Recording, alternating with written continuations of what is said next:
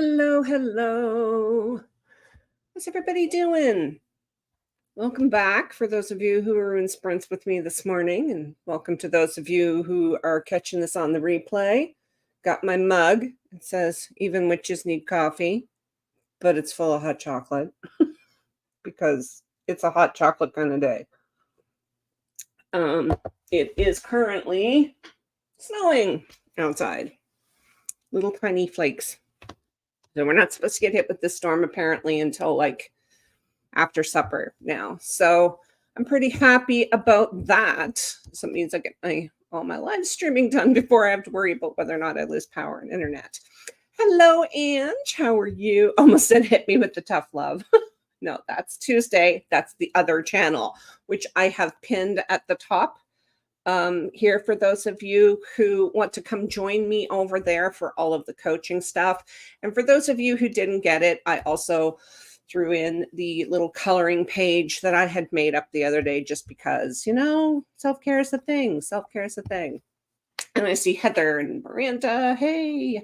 So how's everybody doing? It was a busy morning this morning. We did our 3 hours of sprints and got a lot done. I must say, I got a lot done. And I love Sunday sprints. I really, really do. And I had mentioned during my sprints that I was redoing Your Path Forward, Sarah Cannon's Your Path Forward course. And I tell you, things have changed so radically for me in the last couple of weeks. I mean, y'all knew that I was like fighting for this funding and I was trying to get things going, but I wasn't prepared for actually getting it and starting on this particular path. I wasn't prepared. I wasn't prepared for all of the work that I was going to have to do because I was also taking the coaching course with the boys from Full Time Purpose. Again, they launched it wasn't so much a new course as they changed their format and they were beta testing it. So I decided to go through it again with them.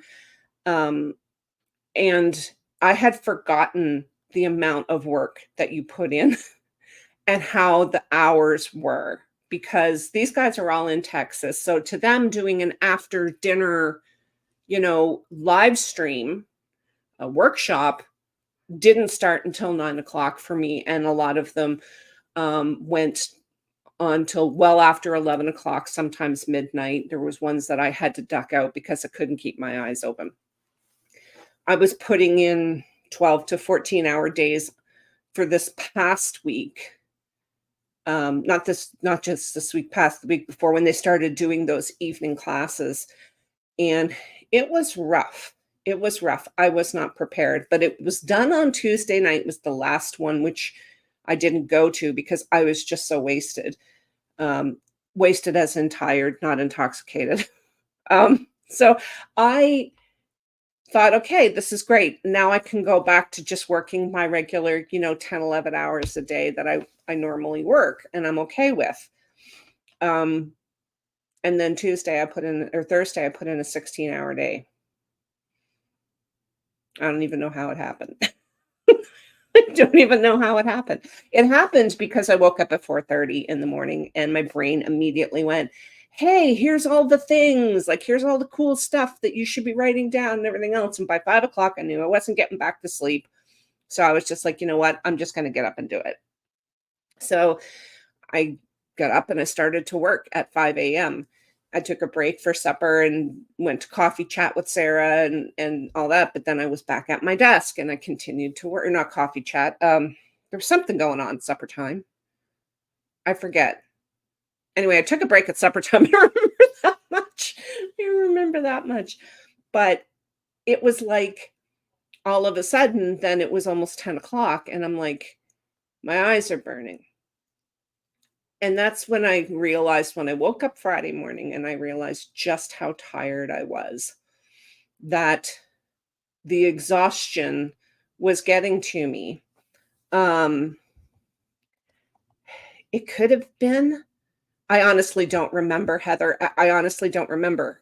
it was Thursday. I do remember it was Thursday, but last week is a little bit of a blur because I was working at a minimum 12-hour day. At a minimum. There was like a couple of 14-hour days and then that one 16-hour day. But I'm, as much as I hate to admit it, I'm not a spring chicken anymore. I'm in my 50s. My health is not always the best. And I realized that I needed to take a good hard look at how I was handling this. So I decided that with this next round of HB90, I'm going to go through the entire course again, that I am going to only have two goals for Q2. Two. A writing goal and a business goal. Like writing as in writing the book, editing book one, writing book two, or plotting book two probably. But because the major focus needs to be on getting this business ready to launch. Because this isn't just a kind of business that I can be like, oh, I want to do the thing. Blam, here we go. This is online. We're ready to go. All this sort of thing. Because I want this to be a huge success. I also, in this working with this not-for-profit, there's certain milestones I have to hit. One of them is I have to write a proper business plan. And it has been probably 15 years or so since I have written a proper business plan. And then I have to go to all of their workshops that they have. This past week, it was all on selling and this sort of thing. So it was basically refresher stuff for me, but it was good. Every time I go, I learn something. But boy, I was dealing with the exhaustion. I noticed yesterday, right after I finished my live stream, how absolutely freaking exhausted I was. And then I decided I was going to go into the Q&A Sarah was having for Publish and Thrive while I was waiting for the family to show up. And they didn't get here until almost supper time. And just having them here for a couple of hours drained me to the point that I slept in this morning. I don't normally sleep in. I'm not that person. And then the time change didn't help either. We were complaining about that in my sprints this morning. But, having to deal with chronic fatigue as I do, I'm pushing myself too hard. I came to this realization. I cannot do a solid week of 12 to 16-hour days. Just can't happen. So I decided that I needed to really drill down with my plan for Q2. But in doing so, I needed a reset, not just of my Kanban board and my plan and the everything else, but a reset of how I run my day. And it's so hard. It's so hard for me because I still have that mentality of I'm going to do all the things. And I know that a lot of us are like that, where we have this mentality of, oh, I can do that, right? I can do that. One thing that I noticed was that I was starting to put too much on my plate again. I was basically overbooking myself. And the one thing that I have done differently this quarter that I have not done in a year and a half is I stopped using task blocks in my planning. I thought I'm going to give it a try because, I'm not using it the way Sarah means for it to be used. And then I realized that Sarah would probably smack me in the back of the head if she heard me say that, because I am using them the way they work for me. Okay, no, Sarah wouldn't smack me, but I'd probably get, Melissa. I can because she created this course for you to take pieces from that work for you and leave the rest behind. So next quarter, I'm going back to the task blocks. I'm also going back to daily planning. So in the mornings when I sit down here with my coffee, and normally I sit down here with my coffee and I play Candy Crush for 20 minutes before I get my day started. So instead of doing that, I'm going to sit down and I'm going to look at my weekly plan, and then I'm going to plan out my day. It's a little bit more productive. I'm not saying you shouldn't sit and play Candy Crush for 20 minutes, because you absolutely should. That's self-care, right? But right now, I need my self-care to be planning my day better, because I also haven't gotten to the gym, right? Y'all have heard me say this how many times? Need to get to the gym. Haven't gotten to the gym. And that's mostly because I was head down working my butt off because I had put too much on my plate. So this week, I'm not back to using the task blocks yet, because I've already got my planner printed off and I'm not doing it again. But I'm putting less on my plate. There's going to be more brainstorming this week over things like what we're going to be doing for the weekly workshop sessions. They're kind of doing almost like a lunch and learn kind of format for those. Are going to happen every Monday. And then there's going to be brainstorming around what topics we're going to be having for the quarterly expert panels and the monthly, Zoom meetings and this sort of thing. A lot of planning, a lot of brainstorming. And I'm going to try to take more evenings off this week. I am planning on being at Jenna's sprints on Tuesday and Wednesday night. That will give me basically two 12-hour days instead of 5 or 6. So we're going to start there. Baby steps, right? Baby steps. Because the exhaustion has reached a point where it's taking me twice as long to do the work because my brain is not functional. It's basically mush, and I'm not doing myself any favors, because stuff is not getting done because it's taking me twice as long to do it because I have exhausted myself. You would think that after all this time, I would have learned not to do that, but I can only say that I think it is because I'm not using the time block or the task blocks. Now, that doesn't work for everybody. It absolutely does not work for everybody, but it was working for me because I was using them to make sure that I didn't overload my plate, right? I would count out how many task blocks. I'd go into my Google Calendar, because that's the quickest, easiest way for me to do it. And I would count how many task blocks I had available to do the work. And then I would plan around how many task blocks that I had available. I haven't been doing that since December. So yeah. Hey, Chris, how are you? I'm so glad you're here. So that's where that stands. I think it's time that I took some of my own medicine. I'm pretty good at being able to tell other people that, this is what I think you should do and coaching them through it. But we coaches tend to be, it's like they say doctors make the worst patients. Coaches don't tend to be very coachable. We don't listen to ourselves a whole lot. So that's where that is. As far as the accelerator itself, I still don't have a launch date. I do, however, have a plan for my newsletter subscribers to get a special, extremely discounted price for a year's membership that nobody else will be getting. So I am going to pop, if you're not already on my newsletter list, there is the link, because you definitely, if this accelerator interests you at all, you're going to want to be on my newsletter list, because I do updates there. And like I said, the members of my newsletter list will be getting a really deeply discounted pre-launch pricing. So I would love to have you there.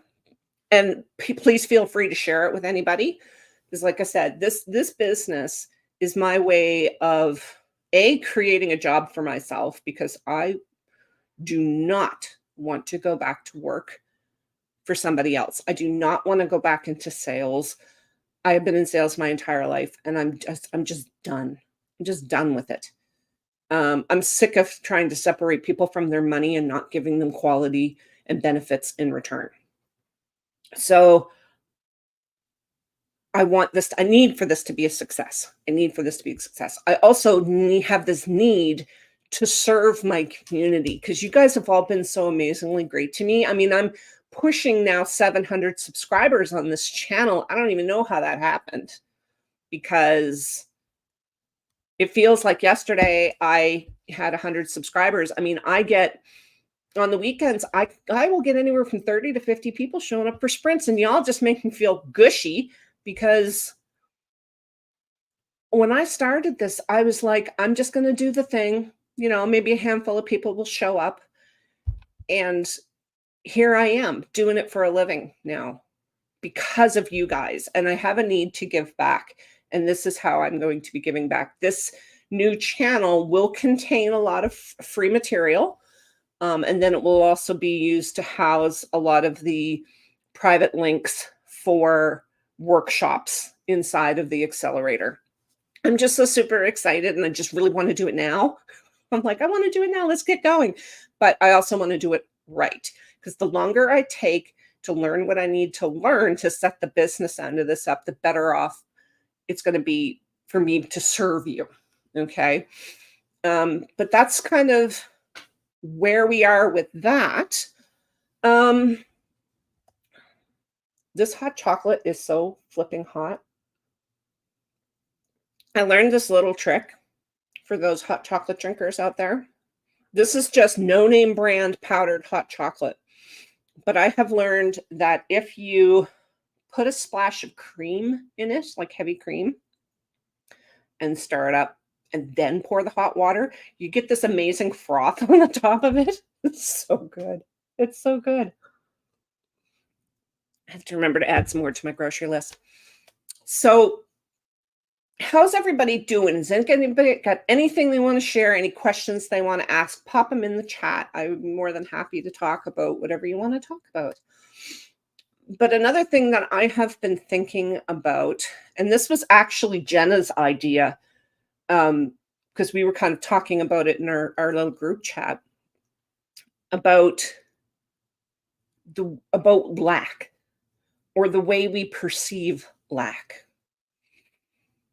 And, you know, one thing I noticed, and it hit me like a ton of bricks this morning. I'm surprised y'all didn't see, maybe somebody did see my mouth drop open in the first sprint while I was doing my weekly review. My t-shirt, it doesn't say anything. It's that's my t-shirt. It's a turtle tea t-shirt. And I love it very much because it's always about the coffee and the rainbows. But I noticed a pattern in the way I was answering the questions, and specifically in the way I was answering the question, how did you feel this last week? And almost always I was tired, I was frustrated, I was angry. It's always negative. And I stopped myself and I'm like, but was I really just tired and frustrated this week?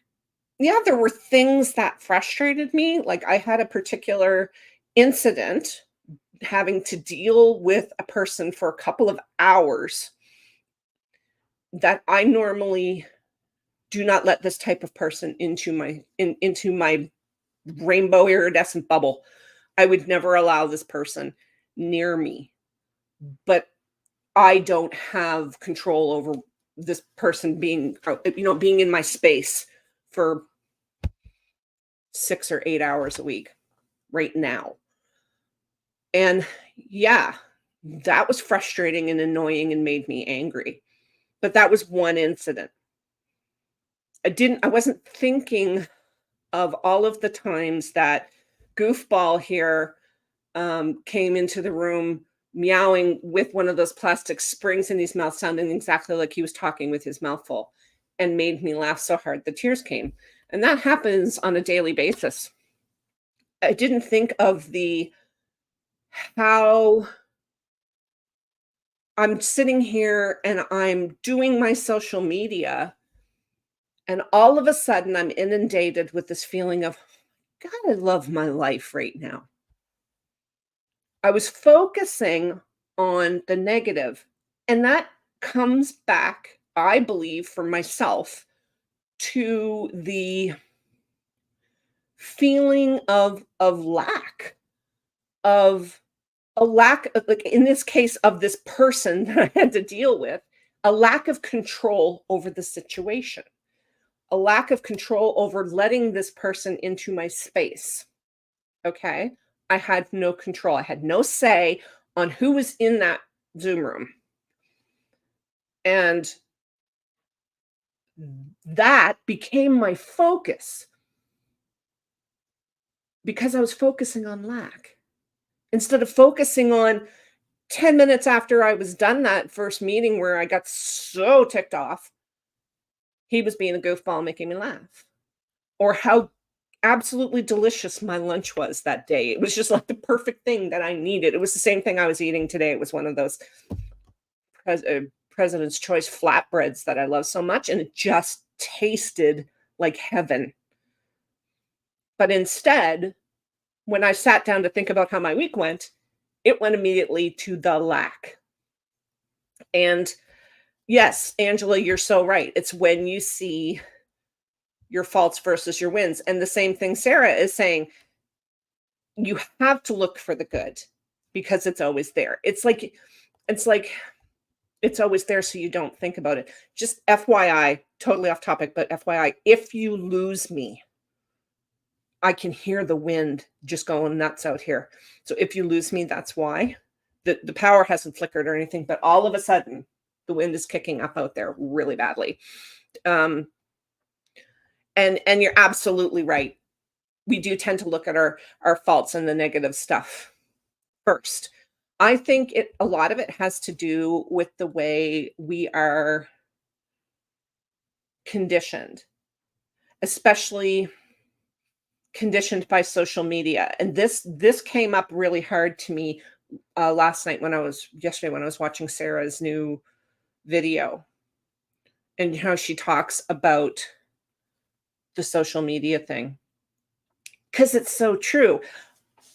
I go to bed at night and I'm on my phone.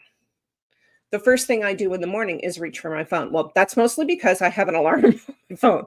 But instead of just putting the phone down, I immediately log on to Facebook, or I immediately start checking my emails. And I did this Thursday morning. It was 4:30 in the morning and I'm checking my emails. Seriously? You know? And I think that because there's so much going on in the world right now where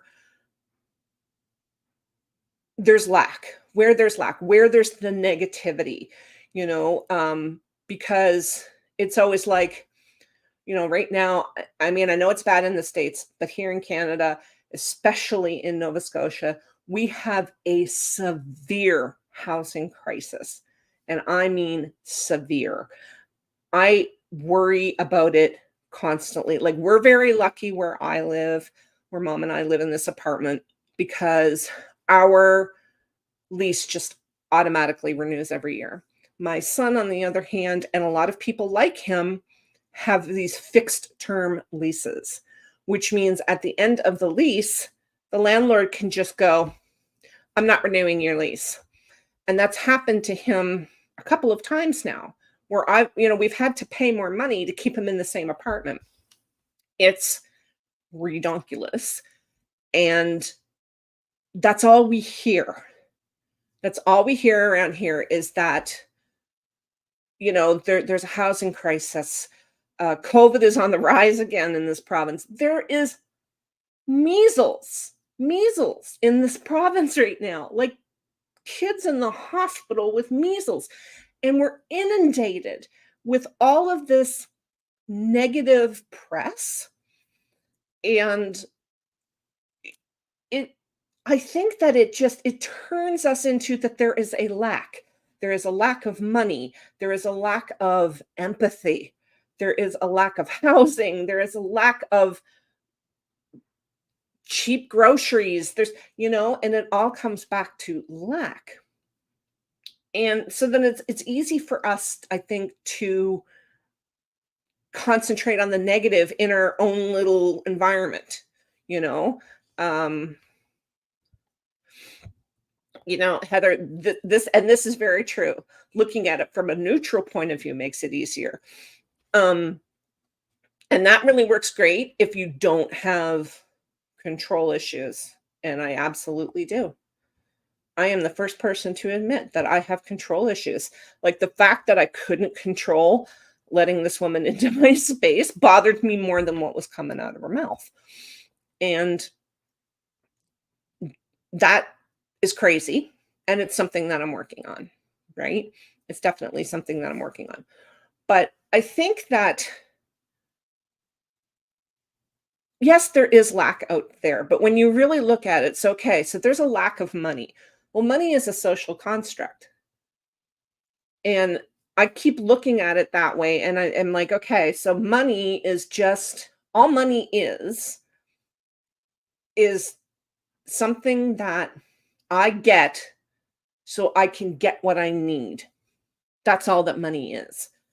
Um, that makes it a little bit easier for me. It's not always easy when you don't get the money you need to get the things you need, but trying to flip the script, trying to flip the script. That's the hard part of going from a place of lack to going to a place of abundance. It's not always possible because, I mean, let's be honest.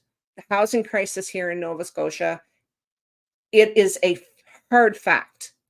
There are more people than there are places to put them. And there are buildings going up every day, but they're also priced way out of that anybody can afford. And they're like literally sitting empty, some of them, you know. And it's hard to take a step back and look at, okay, that's a panic. That's a panic. Why am I mean, personally, why am I panicking? Because I don't have to worry. I mean, we live in a great building. The landlord increases the rent inside of the rent cap every year, 3 to 5%. And it's never an issue because I'm not freaking out about it. Then comes the guilt, right? Because you're supposed to be upset about these things. And it really makes it hard. It really makes it hard when you're just sitting here trying to create, right? The only thing I think that's for me personally that saves me is all of you guys. The fact that I can be like, it's been a rough day and I'm getting inundated with all of this negative news. So I'm going to be like, I'm going to pay attention to that and I'm going to go to a sprint. And I'm going to work on my business or I'm going to write. And then you create that even tighter little bubble, right? With people who are there to do that exact same thing.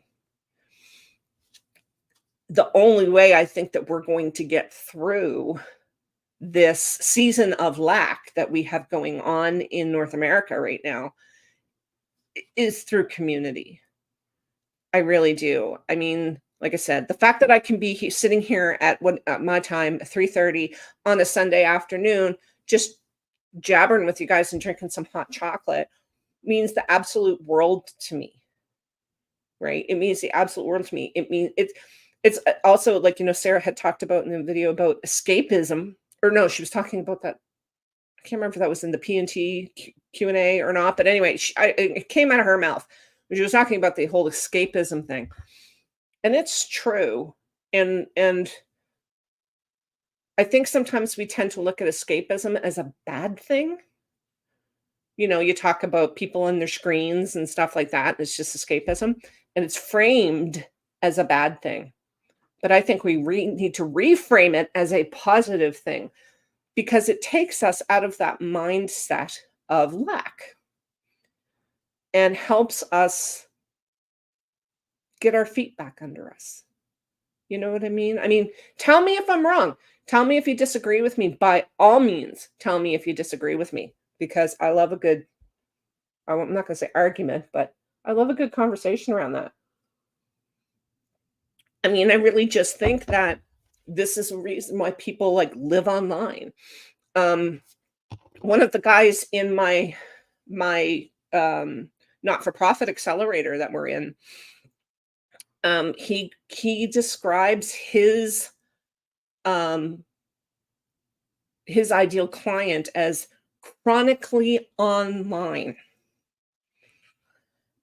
And when he said that, the instructor brought up somebody who had been through this course before, who was a coach, and her clients were she called them recovering gamers. She herself had a gaming addiction.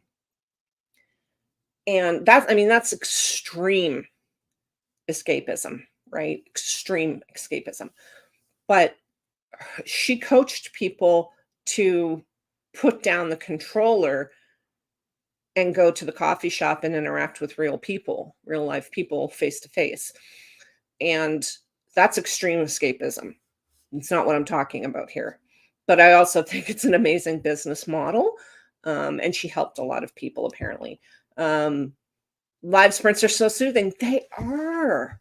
They are. It's like you're in this little cocoon. I love it. I come into my room and Ziggy's on the bed and I've got music on the TV and just giggling and laughing on her stream.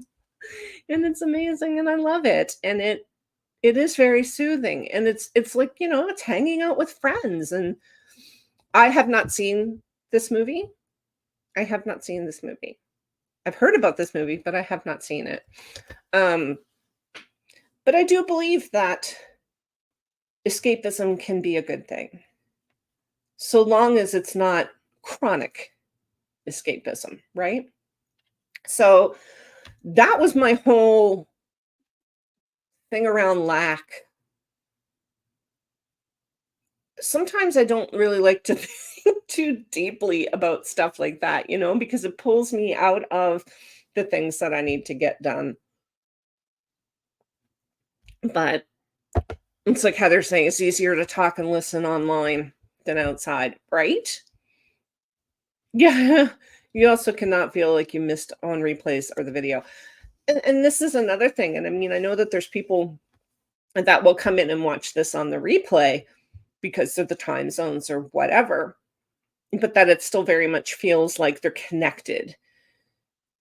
And, that kind of got me to thinking about the whole, you see, especially with the older generation complaining about the younger generation always being on their phones. It's about connection without the fear of rejection, I think, in a lot of cases, because you can put the phone down, you can turn the computer off, it's connection on your own terms. And I think that, especially since, the lockdowns and stuff, that was the way that people stayed connected. And then they found that it really worked for them. I don't really hold too much with the older generation saying the younger generation is this, that, and the other, because every generation does it, right? I mean, imagine, like, when cars first came out, and that was oh my gosh, that was a whole thing of, they're the devil's machines and all this crap. When televisions first came out, that was huge. My mother's family was the first family in their neighborhood to have a television, and it did not go over well. It did not go over well. Some of their friends weren't allowed to come over anymore because they had a television, right? So I think that I mean, there's pros and cons. There's two sides to the coin. Hey, Heather, thank you for popping in.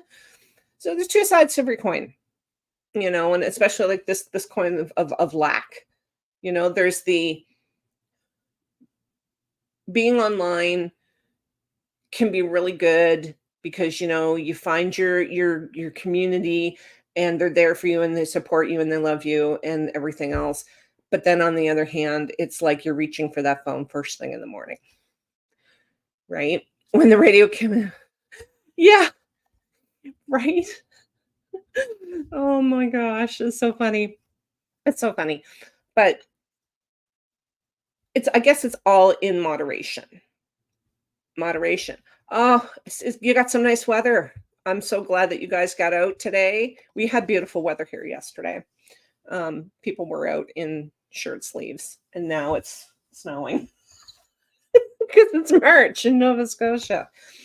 So, topic change. Anybody? I didn't mean to drag us down like that. But things are going really well over here at J Power, I have to say. Things are coming along with the business. I couldn't be happier with the way that things are going. I am surprising myself with the ideas that I'm coming up with, and I'm having so much fun doing it. I'm having so much fun doing it, but I'm really looking forward to some nicer weather, so that I can get outside, because this last few weeks has been a little crazy with this, like a storm every Thursday and one every Sunday. And but we also, like, we live on the fourth floor of an apartment building, and we have this beautiful little deck, and it doesn't get a lot of sun, but it gets enough sun to do some container gardening. So this year I'm putting in, I always put in tomatoes, but this year I'm also going to put in like zucchinis and cucumbers, and all kinds of flowers. I'm going to do some herbs and stuff like that. And I'm really looking forward to it this year, because I think it seems like this winter, it was like we lost last summer to floods and fires up in here, right? And then winter was just so wet and rainy and kind of crappy. And we're all ready to go back to complaining how hot it is over here, So I think that that's going to be something that I will probably vlog on, because I mean, I live in the city, and I grew up in the country. So I was used to always having a garden, and I was used to always having flowers and all of this. So now I'm teaching myself how to grow things in containers. It's so easy. Anything you can plant in the ground, you can plant in containers. I've seen, there's across the building. We have like 3 buildings in a grouping here, and so they're all owned by the same company. The buildings are exactly the same, this sort of thing.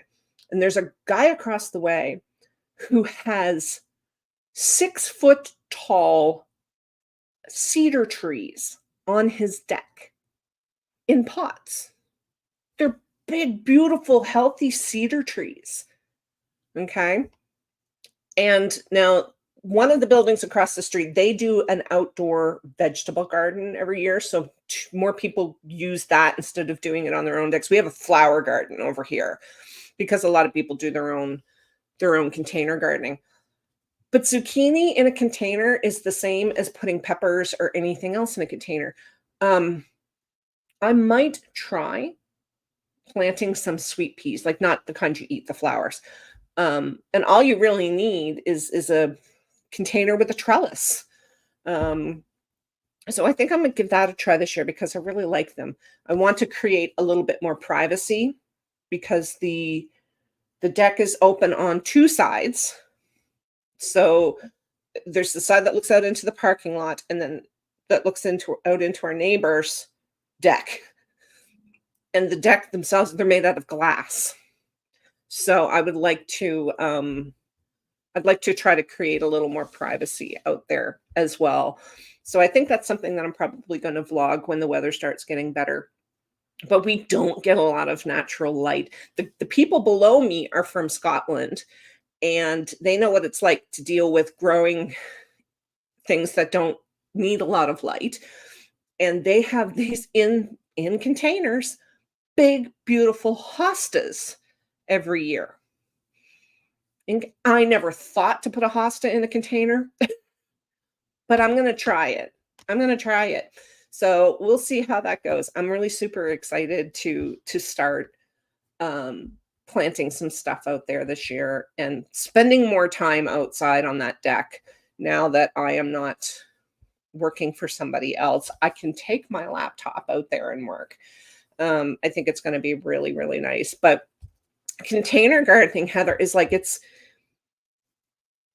nowhere near as difficult. The only thing you have to watch is your root system. So if you have something that has a big root system, you obviously have to have a larger container. We buy these great big um, plastic flower pots at Walmart, and they're like, I don't know, $7 or $8 a piece. We have two of them, and we put the tomato cages down into them. And I did tomatoes in one and zucchini in the other. My zucchini, something happened to my zucchini, didn't even flower this year. I think it had something to do with the blue jays that were coming and shoving all kinds of seeds and nuts down into the soil. They come and they tuck things away and they hide it. Drives Ziggy crazy. Drives him crazy, but they come and they stick all the food that they find, into these places, and then they forget about it because they're, birds. But I'm really looking forward to doing that this year. And we have some beautiful parks out here. I mean, I'm surrounded by water. Halifax is a harbor city, and I never go. I never go. I used to when I was younger. I used to go all the time. Blue jays, they're such. Oh my God, they're bad. They're bad. You can, put mesh over top. I would maybe get some what do you call it? Landscape fabric might work. Or they would probably just peck right through that landscape fabric. Maybe some chicken wire or something like that. Heather might work to keep them off. Or the thing with blue jays is that they're so bold. Like putting up a little scarecrow or something wouldn't do a blessed thing because they're so bold. I've had them come land right next to me and be like, I have this peanut that I found somewhere. Where can I put it? And they're like literally, I could reach out and grab them. They're so bold. But yeah, so I'm really looking forward to the warmer weather and getting out. And I look at some people who, I forget who it was, somebody on my Facebook, and they had gone down to Trader Joe's and they had bought all of these beautiful begonias and everything else, and they were putting in their garden, and I'm like, I'm sitting out here staring out at the snow. You're so ready to be done with this winter. It is beautiful here. It really, really is. I always tell people that if you're really looking for an experience in Canada, visit Newfoundland, because it's like going to a different planet. It is so completely different from anywhere else in Canada. Like the terrain is different. You are literally surrounded by water. The people are insanely welcoming and loving. They have their own language. The food, oh, the food. Oh, the food. I miss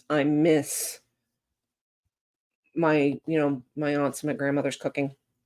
But Nova Scotia is beautiful. It is absolutely a beautiful place. And the thing about Nova Scotia is that you can rent a car in Yarmouth, which is the southernmost tip of Nova Scotia, and you can literally drive to the northernmost tip of the province in less than a day. Less than 24 hours. You can it's so easy to travel here. And it's so easy to get where you're going, which is really nice. Just stay off the black rocks at Peggy's Cove, please. Every year, we lose tourists for going out on days like this when the winds are high and the waves are crashing and they're just jumping out onto the rocks and getting swept away because they don't understand that the undertow will kill you. It will kill you. But absolutely, if anybody does go to Newfoundland, you wanna go the 2nd and 3rd week of August because that's when it's warm. That's when you probably will not be able to wear shorts, but you will definitely be able to run around in jeans and a t-shirt. Also, there's the whole thing with the icebergs in Newfoundland that there's nothing more stunning than seeing an iceberg float by you. Nothing more stunning. Non-swimmer. Yeah, yeah. It's pretty bad out there. The undertow is really, really bad. But this summer, I'm hoping is going to be a lot better than last summer. The province is already taking steps to keep the fires from happening. But the problem was it was just so flipping hot and we had no cloud cover. And we were seeing things like people would be using black mulch in their gardens and it was combusting. It would start smoking and then burst into flame right in front of somebody's house because that's how hot it was here and that's how sunny it was. They're actually talking about not being able to purchase black mulch in Nova Scotia anymore. I don't know if it's going to happen or not, but because that did start one of the major fires was the black mulch around the high school or the elementary school. The one that was like really close to my place where I could see it from my bedroom window. So it is terrifying, Inca. It is. And this is climate change. It's climate change. I grew up in this province. I'm not from here, but I grew up in this province and I've never seen weather like this in the 40 some years that I've lived in this province. I have never seen weather like this. And it's a thing. That's a thing that we need to learn to deal with. So hopefully this summer I'll be able to take the laptop outside and, slather on, 9 layers of SPF 2000 because I burn, burn like crazy.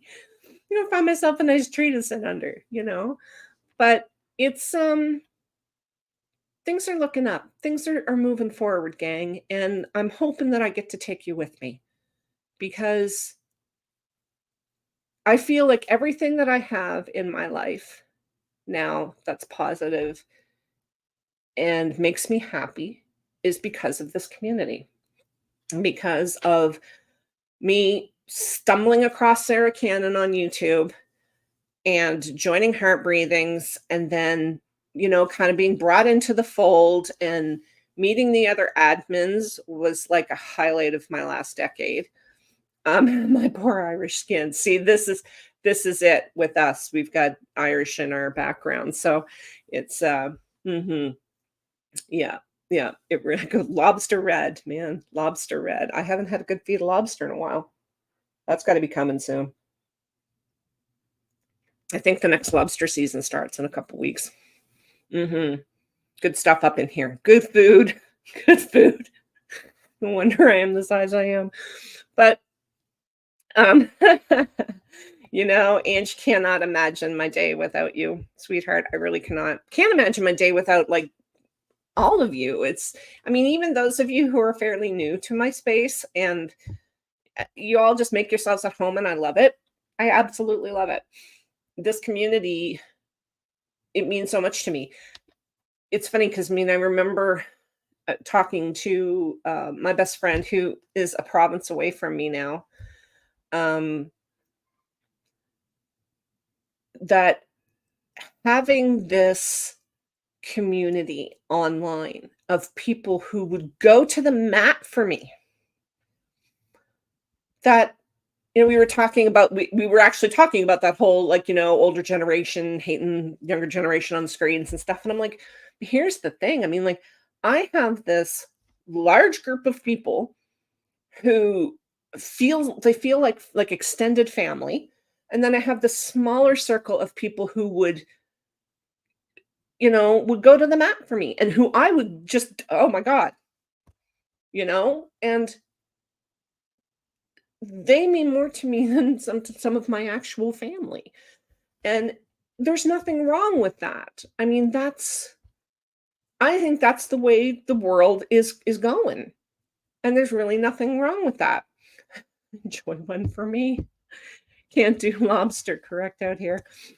All you need, let me tell you, if you're ever going to cook lobster yourself, they need to be alive when you put them in the pot. Throw in a couple of potatoes. Throw in a couple of potatoes because the starch does something. And then you just need some melted butter and it's all good. It's all good. Hey, Angela, how you doing, sweetheart? For Christmas Eve, my daughter-in-law's parents host a steak and lobster tail with sometimes crab legs. I don't eat lobster or crab, but I love it. We have lobster a couple of times a year.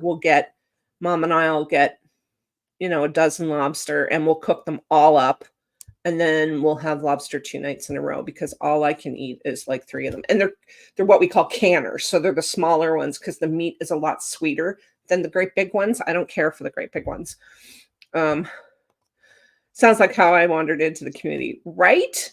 Looking up Happy Planner, the Nano, Sarah, heart breathings.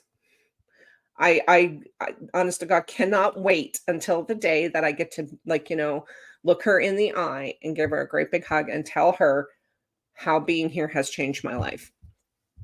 Ange can't have lobster. Oh, are you allergic? Because I know so many people are allergic to shellfish. I don't know if I can handle being allergic because I love shrimp is like one of my favorite foods. I love shrimp. I would just eat it. As a matter of fact, I have a cooked shrimp ring in my freezer right now. Because my mother, Christmas Eve, my mother makes this seafood casserole. It's basically just shrimp, lobster, scallops, and haddock in a cheese sauce. And it is to die for. It's to die for. She serves it over rice. She cooks broccoli, which we always forget in the pot. Because everybody's just too interested in getting at the casserole and we always forget about it. Oh, you just don't like it. Okay. Right? Couldn't imagine it. Couldn't imagine not being with you without being with you guys would be like so dull. It would be dull because we have a lot of fun. We have a lot of fun, don't we? I know Angie's sprints are always a laugh and a half. I'm telling you. Nobody knows how to laugh at themselves better than Angela. I'd eat your share.